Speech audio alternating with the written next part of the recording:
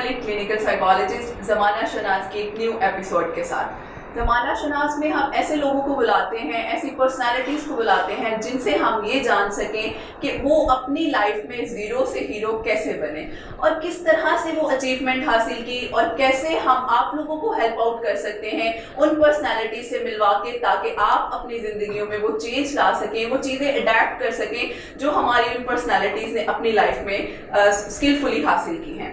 इसी तरह से आज हमारे साथ जो पर्सनालिटी मौजूद है, मैं उनका इंट्रोडक्शन करवाती चलूँ। CEO हैं इकोमिस्ट के सर सज्जाद नसीर। अस्सलाम वालेकुम सर, कैसे हैं आप? ठीक है, thank you for inviting me. Thank you so much sir. Sir, हम लोग ये प्रोग्राम करें जिसमें हम ये देखते हैं कि किस तरह से जो भी हमारे पास गेस्ट आते हैं वो अपनी लाइफ में किस तरह से स्ट्रगल करके आए हैं। तो मैं यही जानना चाहूँगी कि आपने अपनी लाइफ की स्ट्रगल कहाँ से स्टार्ट की। बेसिकली आई गेस आप लाहौर से भी नहीं हैं, तो आप थोड़ा सा हमें अपने बारे में बताएं। Basically I was born in Kasur city, यहाँ से 1 घंटे के फासले पे है। तो born in a poor family, छोटी सी गलियाँ, वहाँ पे घूमते रहे, वहीं पे बचपन गुजरा। जब स्कूलिंग स्टार्ट की तो there were no schools basically in that, मतलब उस वो मोहल्ले थे वहाँ पे उस वक्त, तो वहाँ पे कोई ऐसा स्कूल नहीं था। तो मुझे याद है कि हम गली से बाहर निकल के बड़ी गली में चले जाते थे और वहाँ पे लाइन बना के वहाँ पे बैठ के पढ़ते थे। तो वहाँ से बहरहाल 5th क्लास तक मैं वहीं पे पढ़ा। बस वहाँ पे एक ड्रीम जो उनसा था वो कि I have to get out of this, मतलब फ्रॉम दिस पॉवर्टी या जो भी उसको कह ले कि I want to live a better life. कुछ ख्वाब थे छोटे छोटे से। मोटरसाइकिल पसंद थी, होंडा 200। तो वो एक था ख्वाब कि मैं ये मोटरसाइकिल ले लूँ तो बड़ी बात है। तो बहरहाल उसकी तरफ एक सफ़र शुरू किया, पढ़ाई की तरफ तवज्जो दी ज़्यादा।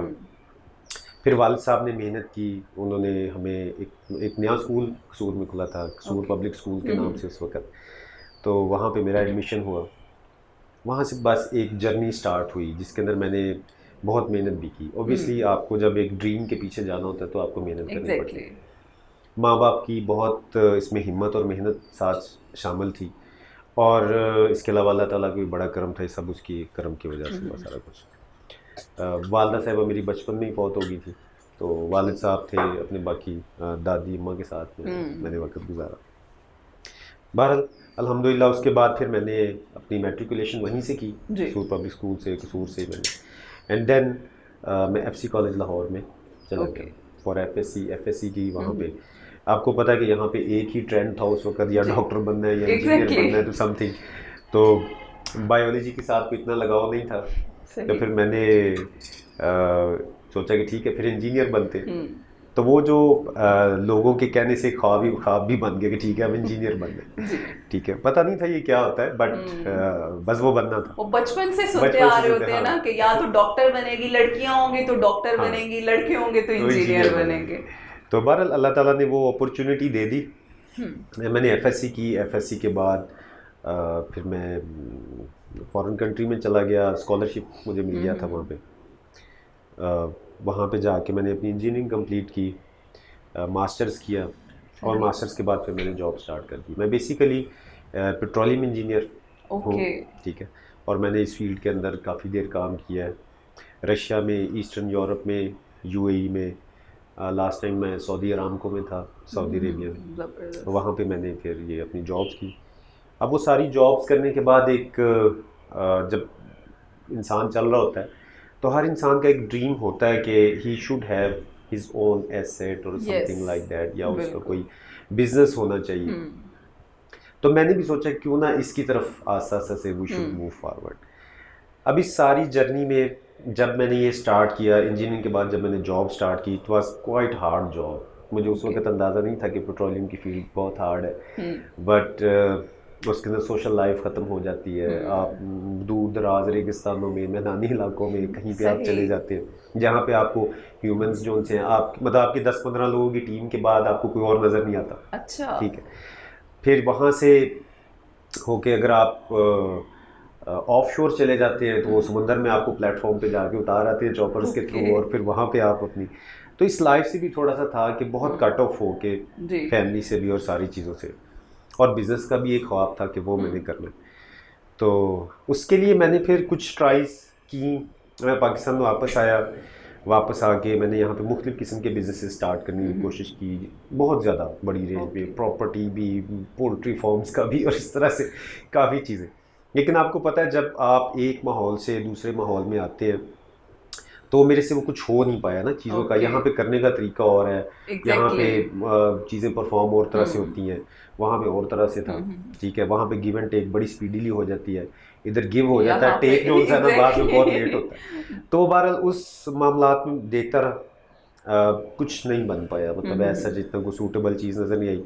फिर मुझे जाना पड़ा, फिर मैंने जॉब दोबारा से स्टार्ट की, बट वो एक था दिल में कि मैंने एंटरप्रेन्योर बनना है, मैंने अपना काम करना है। तो अपने आप को जो सा है मैंने freedom of time, freedom of space भी देनी है। इस तरह जॉब तो नहीं सारी ज़िंदगी करनी है। एक था बस जॉब तो कर ही रहा था, बस एक ख्वाब साथ में अब दूसरा। तो उसके बाद मैंने कुछ लॉ फर्म्स के साथ काम किया, मतलब ये अपनी फील्ड छोड़ के उसको सीखा, ऑनलाइन काम करने मैंने स्टार्ट कर दिया। उसमें डिफरेंट फील्ड्स थी, I will not go in details, लेकिन यह है कि उसके अंदर मैंने इस चीज़ को अडॉप्ट करना शुरू किया कि मैं किस तरह से बैठ के रिमोटली, ये जो इतनी बड़ी दुनिया मौजूद है जिनको सर्विसेज चाहिए, तो मैं उनको कैसे सर्विसेज प्रोवाइड कर सकता हूँ। तो मुख्तलिफ फील्ड्स के होते हुए एट दी एंड मुझे पता चला कि अमेज़ोन एक यूएस का रिटेल का जायंट है। तो उसके ऊपर भी सेलिंग की जा सकती है। यूजुअली हम लोग क्या करते थे, अपनी इंजीनियरिंग की बुक्स वगैरह या मेडिकल की बुक्स लोग मंगवाते हैं वहाँ पे उससे, but when I came to know कि इसके ऊपर सेल भी किया जा सकता है, तो मैंने उस अपॉर्चुनिटी को एक्सप्लोर, क्योंकि हमारी सोसाइटी में, हमारे कल्चर में यही है कि अमेज़ोन से सिर्फ किताबें मंगवाई जाती हैं, इससे आगे हमें अमेज़ोन का आज तक पता नहीं था कि जिस तरह ट्रेंड आया है कोविड के बाद से, स्पेशली मैं बात करूँ ई कॉमर्स का ट्रेंड आया है, तो उसके बाद से हमें पता चलना शुरू हुआ है कि अमेज़ोन में किताबों के अलावा कुछ और भी है। जी बिल्कुल ऐसे ही। तो खैर वहाँ से फिर मैंने अपनी अमेज़ोन की जर्नी स्टार्ट की। उस वक़्त बीइंग ए पाकिस्तानी नेशनल आप अमेज़ोन पे सेलिंग नहीं कर सकते थे। ठीक है, तो फिर वो क्या करना पड़ा, कुछ दोस्तों वगैरह को ढूंढा, उनसे हेल्प ली, उन्होंने वहाँ पे उसका एक वो स्टार्ट किया सारा। फिर उसके अंदर ज़ाहिर बात है काफ़ी एक नई चीज़ थी, एक नई फील्ड थी। आप कहाँ से इंजीनियरिंग करके आ रहे हैं, 14-15 साल का आपका एक्सपीरियंस है, तो एकदम से एक नया काम। लेकिन मेरी ज़िंदगी में हमेशा एक आदत रही है कि मैं गिव अप नहीं करता जल्दी। जल्दी नहीं, बल्कि कोशिश ही, मतलब इस चीज़ को ज़हन में डालती नहीं कि गिव अप करना है। लेकिन प्रॉफिट एंड लॉस ये सब अल्लाह के हाथ में, लेकिन आपने अपनी ट्राई सिंसियरली ज़रूर करनी होती है, किसी भी चीज़ के स्ट्रगल करनी जरूरी। यू कैंट बिलीव कि जब मैंने ये स्टार्ट किया, I started it on selling on eBay. ठीक है, ईबे से स्टार्ट किया, then I shifted to Amazon. तो मेरे लिए एक नई दुनिया थी। यूएसए में मैंने कभी सेलिंग नहीं की थी। I spend my 16 to 18 hours on daily basis for learning and getting these skills. मतलब डेली के 16-17। आप बिलीव नहीं करेंगे कि मेरा नेबर एक दिन मुझे मिला बाहर, तो उसने कहा जी आप बाहर से कब आए वापस, तो ही डिडंट न्यू कि मैं घर ही था।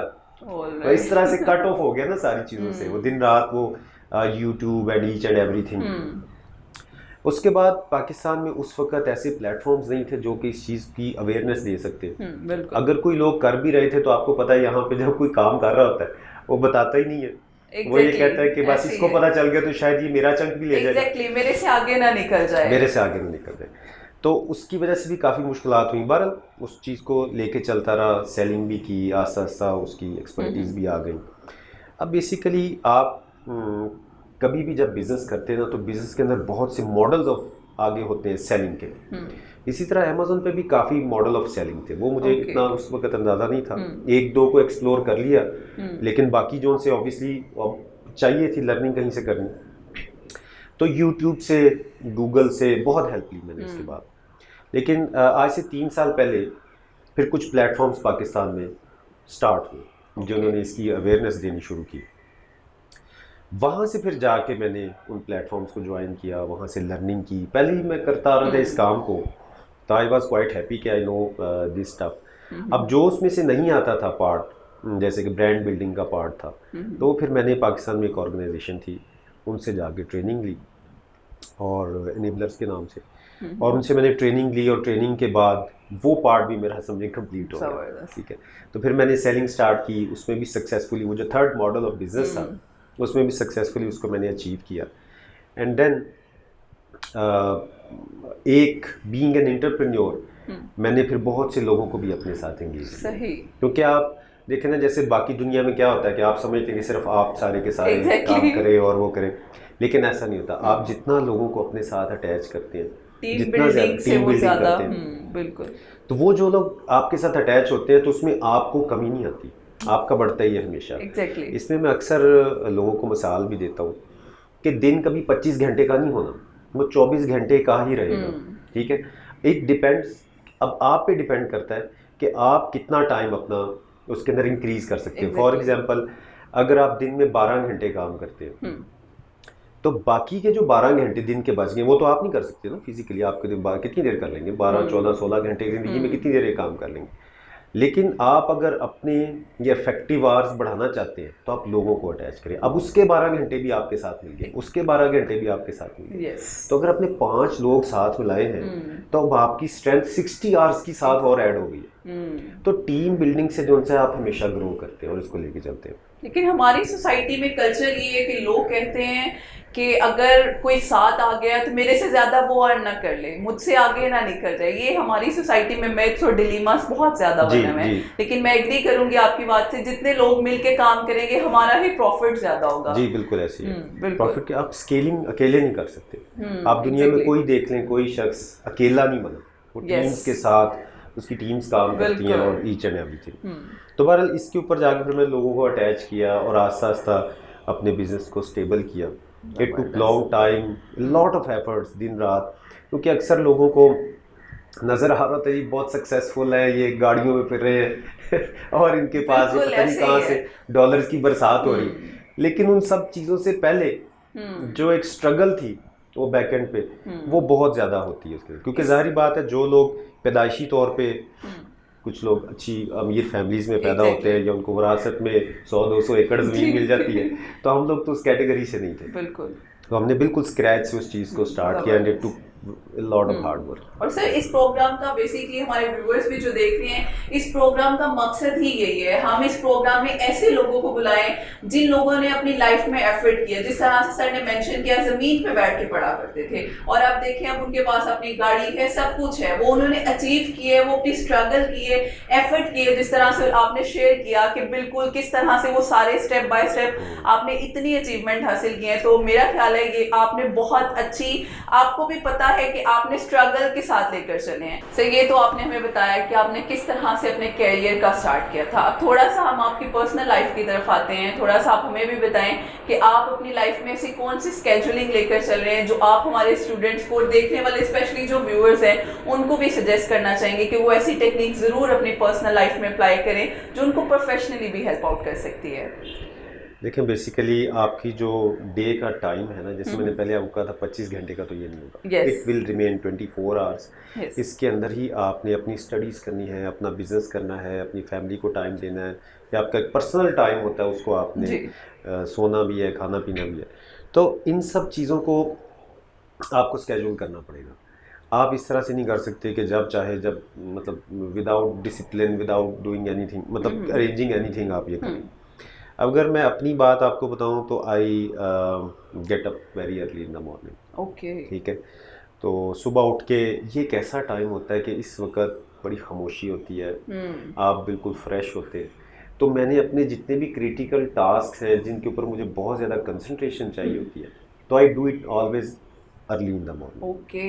अक्सर लोग ये होता है कि दे थिंक कि वो रात 2:30-3 बजे तक बैठ के काम कर रहे हैं, लेकिन आप उस वक्त तक एग्जॉस्ट हो चुके हैं। बिल्कुल। तो आई डू इट, मतलब अगर मुझे पता है कि something I have to do, तो मैं उसको अर्ली मॉर्निंग करता हूँ। उसके बाद ऑब्वियसली ये डे स्टार्ट हो जाता है। एज यू नो कि हम अब जैसे कि बीइंग एक सक्सेसफुल सेलर, अब हम चाहते हैं कि आगे भी लोग जो है इस पाथ पे जो आना चाहता है, he should go for it. एक बहुत बड़ी मार्केट है, उसको एक्सप्लोर करें। तो इस सिलसिले में अब हम एक ट्रेनिंग्स वगैरह भी करवाते हैं। तो वो मेरा एक स्केड्यूल है। मैं सुबह को जाता हूँ और वहाँ से, मतलब सारा दिन वहाँ पे भी स्टूडेंट से मिलना, ट्रेनिंग्स और ये each and everything. And then शाम को अपना जो सा है वो फैमिली का टाइम। एंड देन जाहिर बात है उसमें और भी मुख्तलिफ किस्म के दोस्तों वगैरह से या अपनी जो वालिद साहब उनसे मिलना।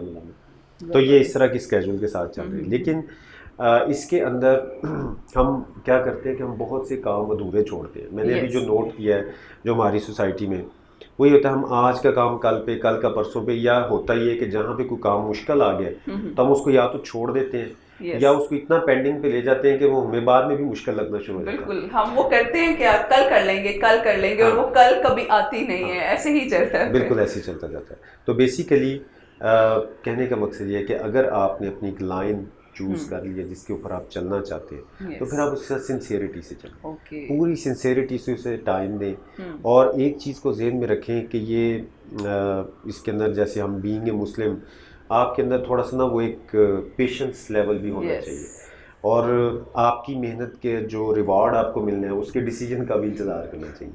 हम बेसिकली बहुत जल्दी में आ जाते हैं, बिल्कुल इम्पेशेंट है हम, और ज़्यादातर हम अपनी ब्लेम किस्मत को देना शुरू कर देंगे या अपने आप को। या अक्सर मैंने लोग ऐसे भी सुने हैं, वो ये कहते हैं अगर हमारे वालिदैन उस वक्त ये डिसीजन ले लेते तो आज ये ना होता। ठीक है, तो चलें ठीक है, वो उस वक्त देखें जब इंसान अपनी ज़िंदगी के दौर से गुजरा होता है तो वो करंट सिचुएशन के मुताबिक डिसीजन ले रहा होता है। आपके वालिदैन हैं जब बड़े हैं, उन्होंने पता नहीं कितनी स्ट्रगल, उस वक्त जो सोचा बेहतर ही सोचा होगा, तो वो कैंट से कि उस वक्त ये प्लॉट ले लेते, उस वक्त ये दुकान ले लेते। आपने अक्सर सुना होगा ऐसे लोग कहते हैं, तो शायद आज हम बड़ी अच्छी ज़िंदगी गुजार रहे होते। तो अगर उनको ज़िंदगी में ऐसा मौका नहीं मिला तो then you have the chance, you take that decision. आप वो डिसीजन लेना, आप उसके अंदर अपने आप को ग्रो करें, आप कर लें अपने अगलों के लिए।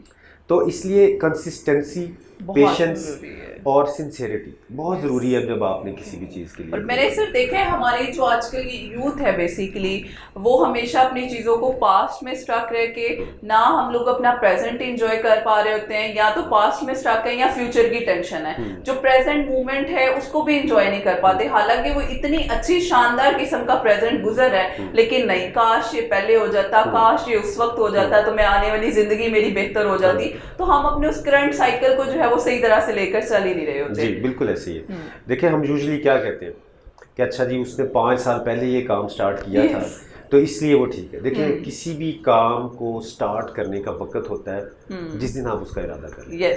आप आज से 5 साल बाद भी मुड़ के पीछे देखेंगे ना, यही कहेंगे मैं 5 साल पहले शुरू कर लेता तो अच्छा था।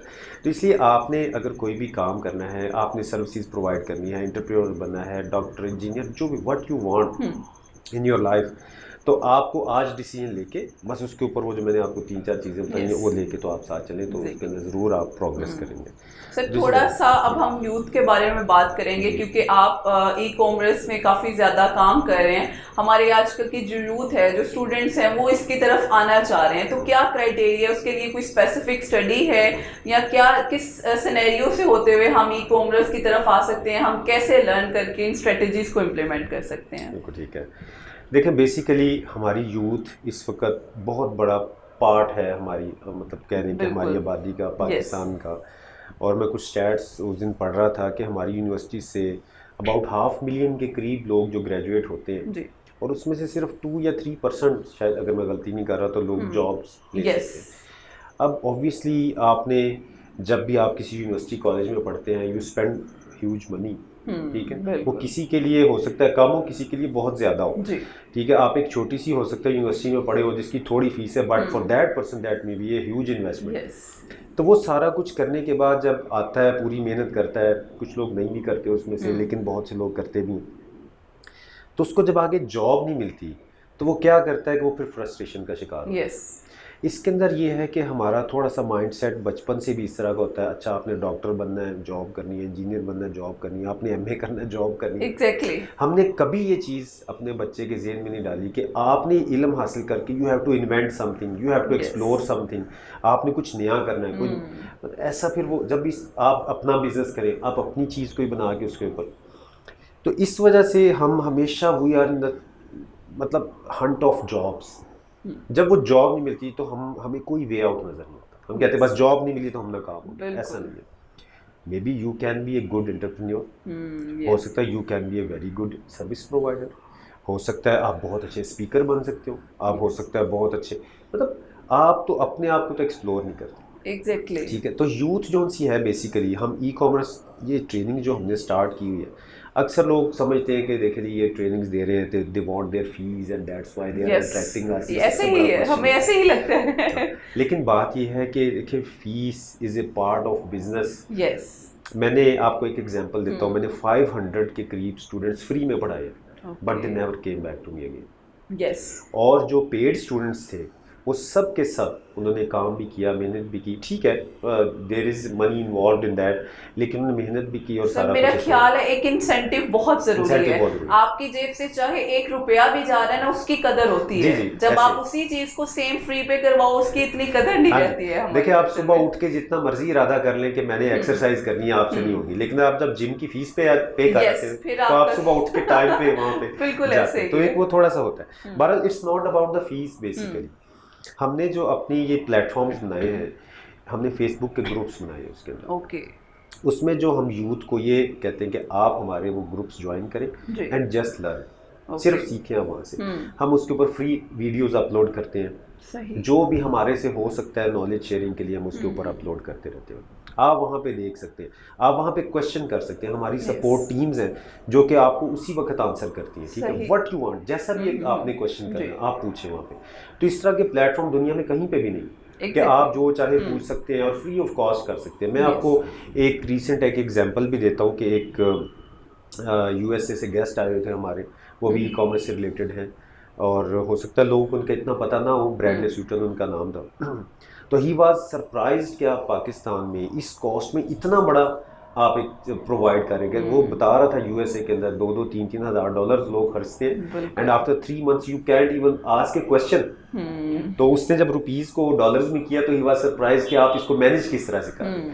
बहरहाल ये तो एक बात है, लेकिन हम चाहते हैं कि आप लोग फ्री में सीखें।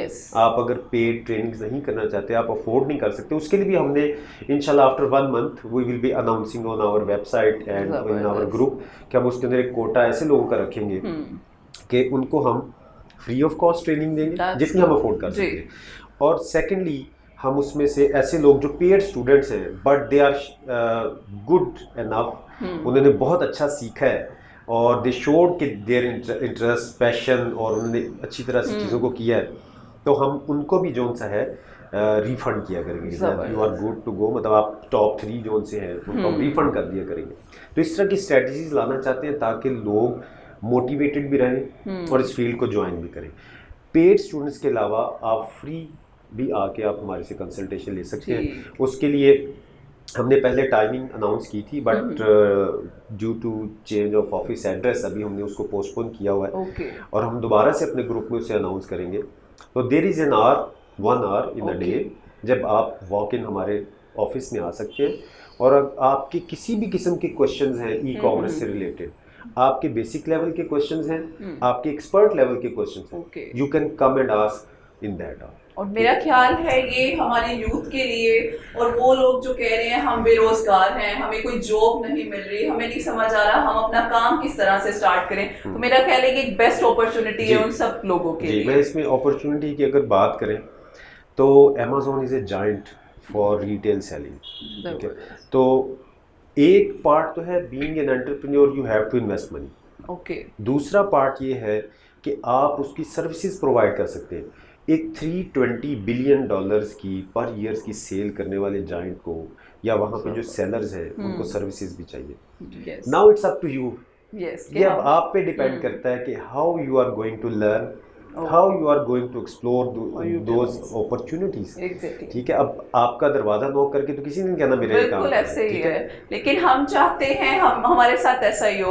हम लोग यही चाहते हैं कि हम लोग कोई शॉर्टकट्स ढूंढे और उन शॉर्टकट के जरिए पूरे सक्सेसफुल भी हो जाएं, जो कि मेरा ख्याल है पॉसिबल नहीं है। इसमें हार्ड वर्क है, बिल्कुल लेकिन ये ऐसी अपॉर्चुनिटी है जो पहले हिडन थी हमारे से ना, बीइंग पाकिस्तानी में पता नहीं था कि हम वहाँ पे भी जाके सर्विसेज प्रोवाइड कर सकते हैं। But now you can learn दो स्किल्स, पेड ले लें, फ्री ले लें। अगर आप फ्री में सीख जाएंगे तो we are more than happy कि आप इसी तरह से सीख गए, ठीक है।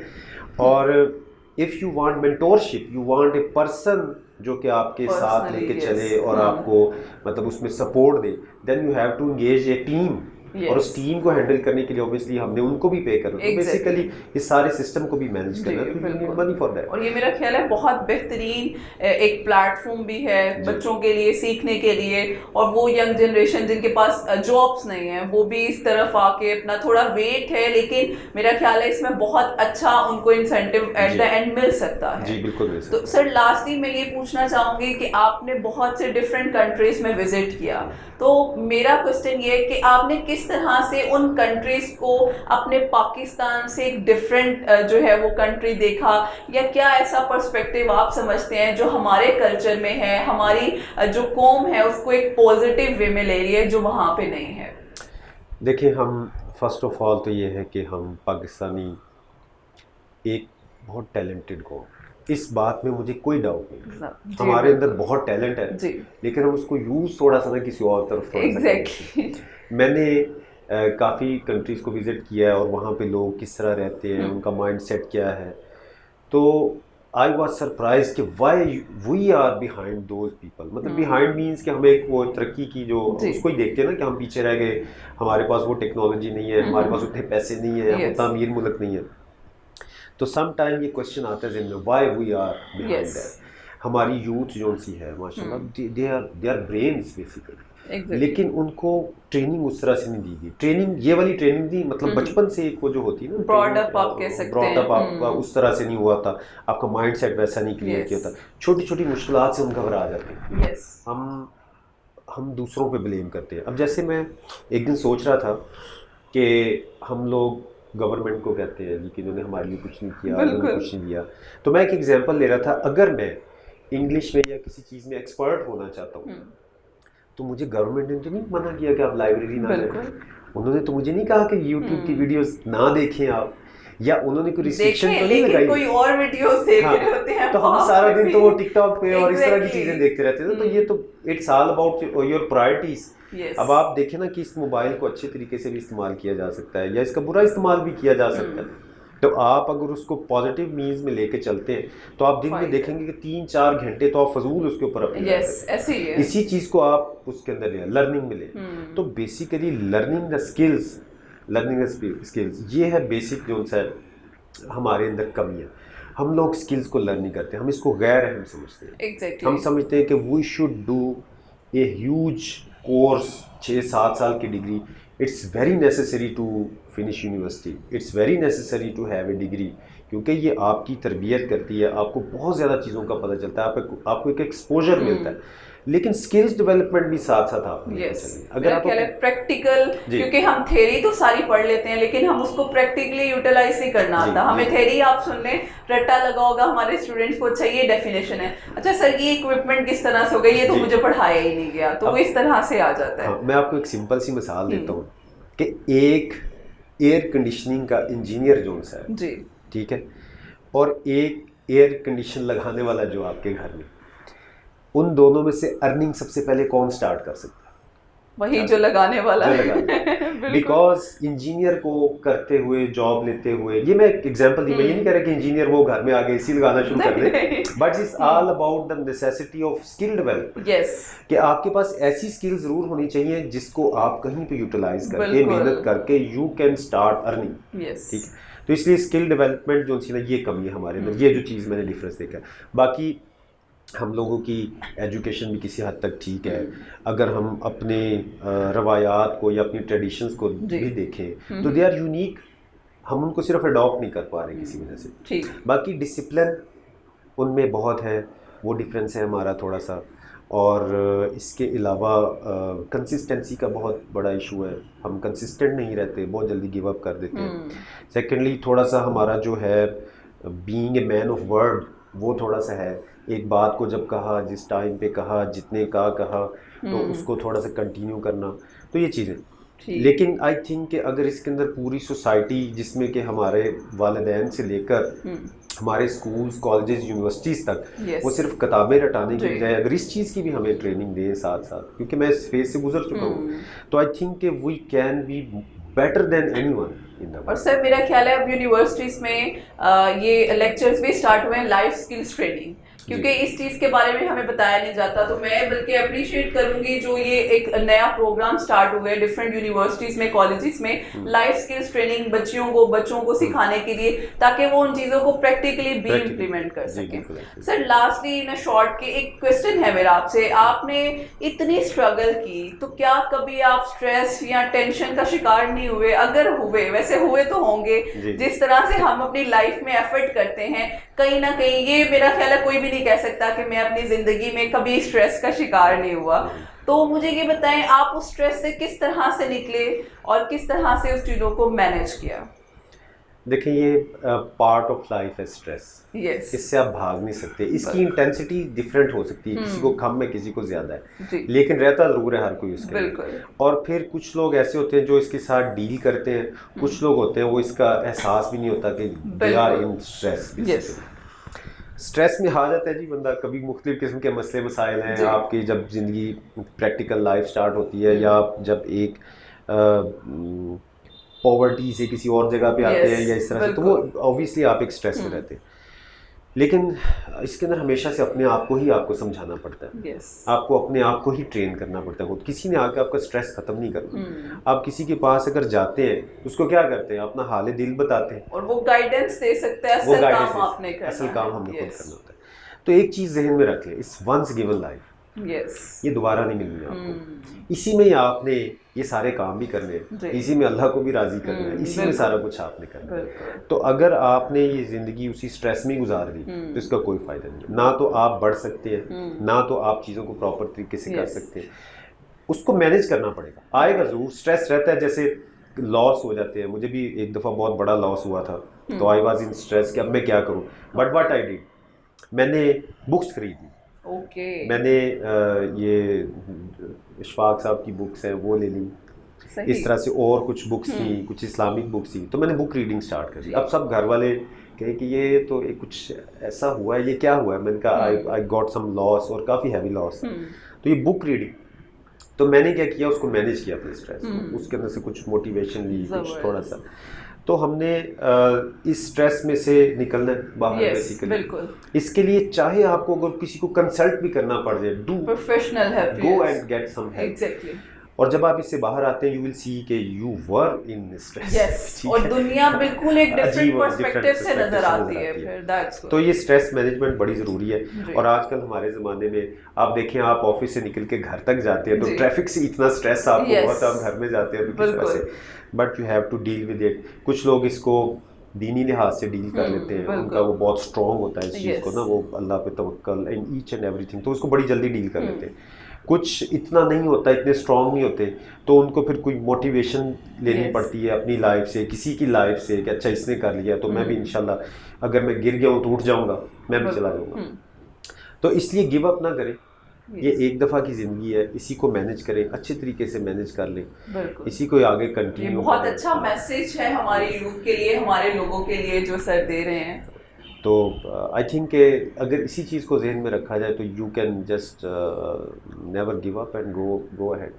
बिल्कुल, बहुत बेहतरीन सर। अब बहुत मज़ा आया, मुझे खुद बहुत कुछ सीखने को मिला। तो जो हमारे ऑडियंस देख रहे हैं, व्यूअर्स देख रहे हैं, उनको कितना कुछ सीखने को मिला होगा। एक ई कॉमर्स की स्ट्रेटजीज डिफरेंट तरीके से आपको पता चली, एक प्रोफेशनल लाइफ, पर्सनल लाइफ, और उनकी जो पर्सनल डेवलपमेंट थी जो कि बहुत ज़्यादा ज़रूरी है। अब देखें, एक इंसान ज़ीरो से, वही बात ज़ीरो से हीरो की तरफ वो किस तरह से आए और किस तरह ये सफ़र तय किया, ये बहुत इंपॉर्टेंट है। और मैं आपका शुक्रिया अदा करना चाहूँगी कि आप हमारे शो में आए और हमारे व्यूअर्स को बताया किस तरह से वो अपनी लाइफ को चेंज करके ई कॉमर्स की तरफ, इस तरफ आ सकते हैं और अपनी लाइफ को और ज़्यादा बेहतर कर सकते हैं। मेरा ख्याल है कोविड का ये एक फ़ायदा ही हुआ है हमारे स्टूडेंट्स को कि वो ई कॉमर्स की तरफ आ सकते हैं। क्योंकि पहले हमें स्ट्रीम यार्ड, जूम का नहीं पता था, जबकि कोविड में हम इन सब स्ट्रेटेजीज के साथ इंट्रोड्यूस हुए हैं। जी बिल्कुल, इस कोविड में बहुत चीज़ें चेंज हुई। लोग पहले ये समझते थे कि वो बाइंग फिजिकल स्टोर पे जाएंगे, पहन के देखेंगे, उसको टच करके देखेंगे,